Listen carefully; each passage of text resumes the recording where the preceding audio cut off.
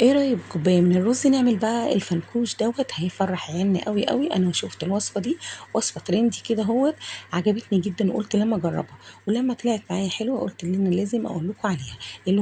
الوصفة ديت بتاعت شيف اسمها ياسمين. هي ممكن تكون سورية او لبنانية مش عارفة. عملت الوصفة دي وعجبتني جدا، قلت يا بنتي لازم اعملها واقول لكم عليها. بصوا الفنكوش اللي احنا بنشتريه من بره حلو قوي وهينفع ولادنا وهيحبوه جدا جدا. صلوا على الحبيب المصطفى عليه الصلاة والسلام. وما تنسوش تعملوا لي لايك وكومنت كده حلو زيكم، وتدخلوا الصفحة بتاعتي وتقيموا المحتوى. اول حاجة جبت كوباية من الرز، غسلتها جدا وسبتها لحد لما تنشف معايا. لو انا ما عنديش دقيق الرز، يعني لو عندك دقيق رز حط كوباية من دقيق الرز هيسهل عليكي. انا ما عنديش يا ام ملك دقيق رز وعايزه اجربها، يبقى هتجيبي الرز وتغسليه وتسيبيه لما ينشف كده وبعد كده تطحنيه في مطحنه السكر او التوابل او الكبه عندك. اهم شيء ان انت تطحنيه ناعم جدا جدا، زي اللبن زي السكر البودرة. لو انت مثلا ما تطحنش معاكي جامد مفيش اي مشكله. هنحط كوبايه الدقيق ديت الرز، هنحط قدامها 4 كوبايات من الميه. وبعد كده هنروح بقى مقلبينه كويس جدا ونرفعه على النار.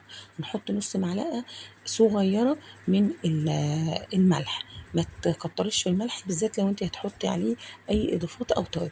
وهنرفعه على النار لحد لما يتقل معانا. اهم شيء ان احنا نقلبه الاول ومع التقليب المستمر عشان ما يتكتلش مني او يشيط مني.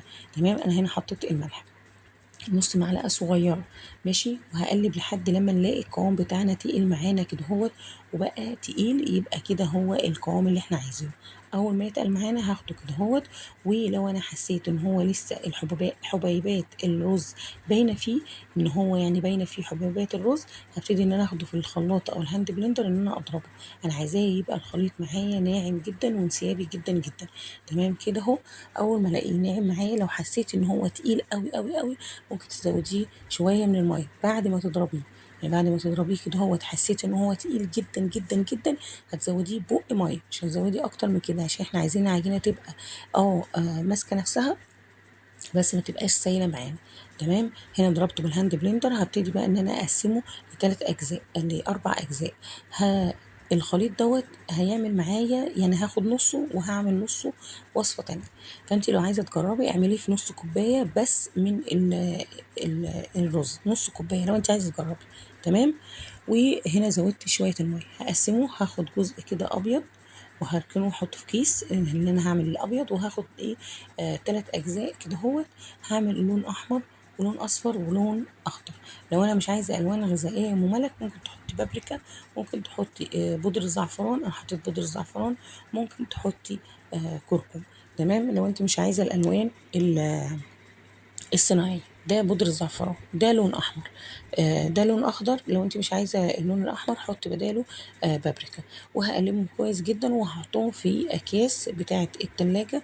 وهقول لك بقى على التشكيل ده بتاعك، يعني شوفي انت عايزه تشكلي ايه، بس انا هديكي شويه افكار تشكلي بيها. تمام كده. هجيب بقى كيس بلاستيك هفرده على صينيه، ويا ريت الكيس ده يبقى مدهون يعني يا دوبك مسحه بمنديل كده من الزيت، مش كتير عشان ما يزحلقش معايا. انا عايزاه عشان لما اجي افكه بعد كده يتفك معايا بسهوله. تمام كده خلصت بقى التلوين.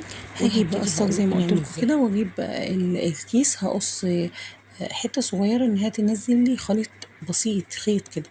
وابتدي اشكله، اعمل دواير كده زي ما انتم شايفين، واعمل كل لون بشكل او اعملهم كلهم اشكال واحده. بس انا حبيت ان انا ممكن تشاركي عيالك ان هم ياخدوا كده ويعملوا. اعمل مثلا شباك اللي هو الشبابيك ديت، ان انا بعمل مربع وبعدين اقسمه من جوه 3 اجزاء واعمل خطوط كده ولادنا هيتفننوا قوي، هيحبوا الموضوع ده جدا جدا، لان ده بيطلع عندهم الطاقه، وبالذات الالوان بيحبوها جدا. ممكن تعملي ورده، ممكن تعملي نجمه، اللي انت حباه وولادك حابينه اعملوه. فانا عملت بقى كده بالاشكال ديت.